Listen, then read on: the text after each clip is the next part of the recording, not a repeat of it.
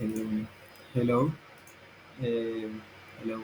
My name is Andres Caicedo, and today I'm excited to share the Capstone project I have been working on the past few weeks, and which focuses on improving insider threat detection using behavioral analytics, machine learning, and psychological indicators.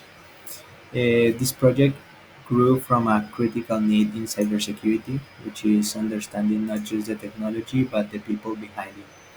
As systems grow more complex, its insider threats have become one of the most difficult and damaging risks to manage, and my goal was to develop a smarter, more human-centered way to detect them before damage occurs on like a company, for example. Um, Insider threats are like an incredible damaging and costly to organizations. They account for billions in losses, like shown here, but beyond the financial hit, they can destroy trust and reputations.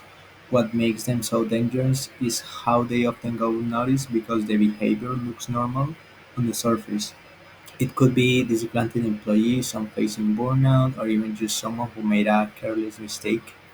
In any of these cases, the consequences can be severe, and traditional tools are often blind to these threats because they focus on external attackers. And that's why this issue matters and why I focus my project here. On the third slide, we have the problem statement. And most current detection systems rely heavily on rule-based logic, things like block this IP or alert if too many files are downloaded. But insiders don't always break rules in obvious ways. A trusted user could slowly exfiltrate sensitive data over time or behave just slightly different than usual. And these systems also don't take into account the human side, distress, dissatisfaction, isolation, signs that can appear before any technical anomaly. That gap is where many insider threats hide, and that's why my project aimed to address this kind of difficulties. My approach combines three powerful tools that are behavior analytics, machine learning, and psychological indicators. Um, Behavior analytic tracks what people do on systems, like when they log in, what files they access, and how often they connect to certain networks. Machine learning looks for patterns, not just one-time events, but ongoing shifts in behavior. And psychological indicators at another layer. They help us ask not just what is happening, but why might it be happening. Together, this creates a model that can detect subtle, early signs of insider threats and long before a data breach occurs. Um, Behavioral analytics doesn't just look at what people can access, it tracks how they behave over time. And let's say, imagine an employee who typically works 9 to 5, suddenly they start accessing files at odd hours or logging in from a new location. That alone might not raise alarms, but if it happens consistently, it could point to a deeper issue. One case I studied involved a financial firm, which you can see it in my project. But it's not just about looking for trends, not just rules, and understanding how people normally operate, then spotting when that changes. The number six, we have the machine learning is the engine that powers this detection. It is what makes the system adaptive, and supervised learning trains on past incidents to recognize known patterns, like how a malicious insider might slowly escalate access privileges. And on the unsupervised learning, on the other hand, helps identify new threats.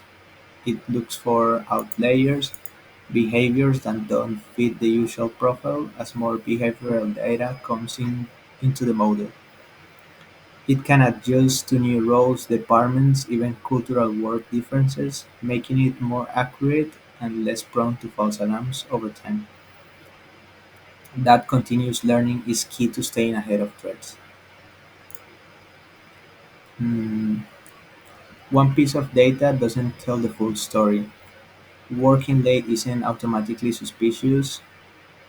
People do it all the time. But if that same person is also skipping team meetings, showing signs of emotional distress in communication patterns, or avoiding normal tasks, those changes together could be warning signs.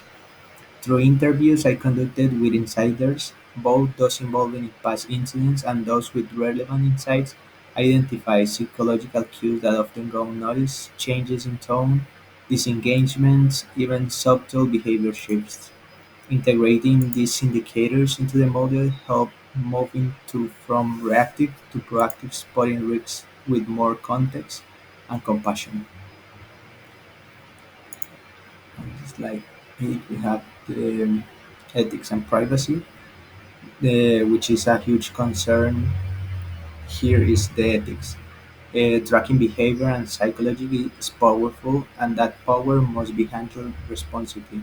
From the start, my model was designed with privacy in mind. It includes transparency measures so employees know what's being tracked. It limits data access to authorized personnel only, and it requires informed consent wherever possible. Ethical security isn't just a checkbox. It's about building trust because if people feel monitored without no reason, you create fear, not safety, and this balance of security and respect is something I prioritize at every stage of the project. On the next slides, we have some examples. So here's what a security analyst might see when using the system. Um, and the first one, there's the heat map that highlights potential red zones, show behavioral spikes, and it also gives risk scores based on behavior shifts, like on the second one, and a timeline of indicators like increased logging or anomalies or flag stress behaviors. The goal at the end is to make intuitive and actionable. You don't want analysts burying logs. You want them seeing clear, meaningful insights that help them respond fast and smart, like on these graphs that are shown on these three slides.